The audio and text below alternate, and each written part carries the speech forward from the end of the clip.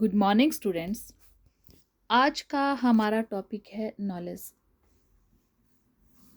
Knowledge means ज्ञान।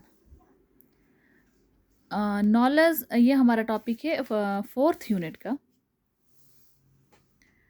कि knowledge क्या है, ज्ञान क्या है। नॉलेज एजुकेशन है, नॉलेज इंफॉर्मेशन है, नॉलेज अनुभव है, नॉलेज सीखना है, नॉलेज सॉल्यूशन है और एनालाइज करना है। अगर हम किसी चीज़ को सीखते हैं, कहीं से इंफॉर्मेशन हमें मिलती है तो वो ज्ञान है। अगर हम अपने अनुभवों से कुछ सीखते हैं तो वो ज्ञान है। एजुकेशन से सीखते हैं वो ज्ञान है।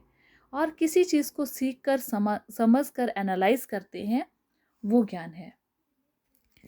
ज्ञान के अर्थ के रूप में हम लेते हैं, ज्ञान जो शब्द है वो ज्ञ धातु से बना है और जिसका अर्थ है जानना, किसी चीज़ को जानना, किसी चीज़ के बारे में जानना। बोध, बोध मीन्स अंडरस्टैंड करना किसी चीज़ को। अनुभव, अनुभवों के थ्रू एवं प्रकाश से माना गया है। जो ज्ञ धातु है उसका अर्थ है जानना, बोध होना किसी चीज़ का, अनुभव होना और प्रकाश। आसान शब्दों में अगर कहा जाए तो किसी वस्तु के स्वरूप का जैसा वह है वैसा ही अनुभव या बोध होना ज्ञान है। कि अगर किसी चीज़ के बारे में हम जानते हैं, हमें कोई चीज़ बता रहा है तो उस चीज़ को एज इट इज़ हम जब हम उसको अंडरस्टैंड करते हैं, समझते हैं, तो वो क्या है, वो ज्ञान है। वेबस्टर के अनुसार ज्ञान वह है जो ज्ञात है। ज्ञात मीन जिसका हमें नॉलेज है और जो ज्ञात होने के बाद संचित रहता है। यह वह जानकारी है जो वास्तविक अनुभव द्वारा प्राप्त होती है। ज्ञान में ज्ञाता का विश्वास होता है और ज्ञाता के पास उस ज्ञान के सत्य होने का प्रमाण होता है। इसका अभिप्राय है, जो वेबस्टर ने डेफिनेशन दी है, कि जो नॉलेज है, जो ज्ञान है, वह है जो ज्ञात है, कि जिसके बारे में हम जानते हैं वो नॉलेज है। और जानने के बाद जिसको हम संचित करके रखते हैं, अपने पास इकट्ठा करके रखते हैं, या फिर ज्ञान वह जानकारी है जो हमें वास्तविक अनुभवों के द्वारा प्राप्त होती है।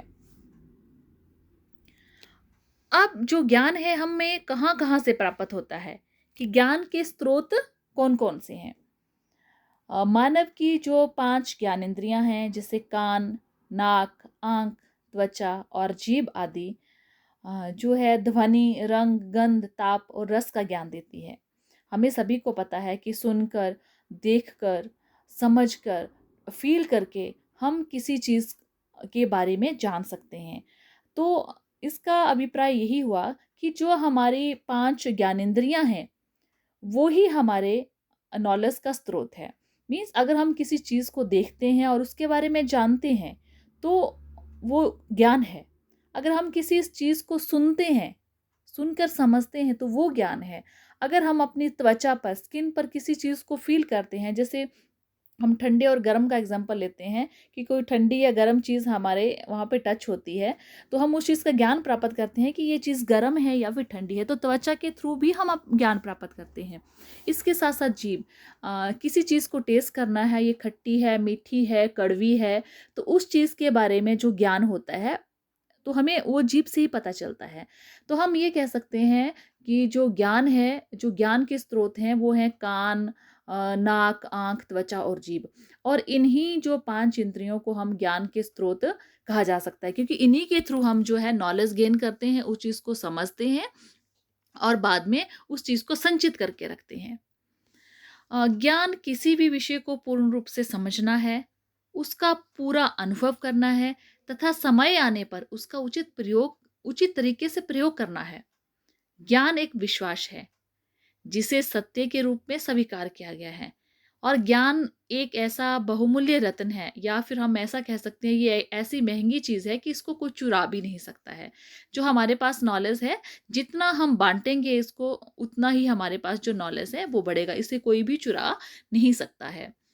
ज्ञान में शक्ति है, ताकत है, क्योंकि ज्ञान के द्वारा हम बहुत चीज़ों को विकसित करते हैं, अपनी लाइफ को अच्छे से डेवलप करते हैं।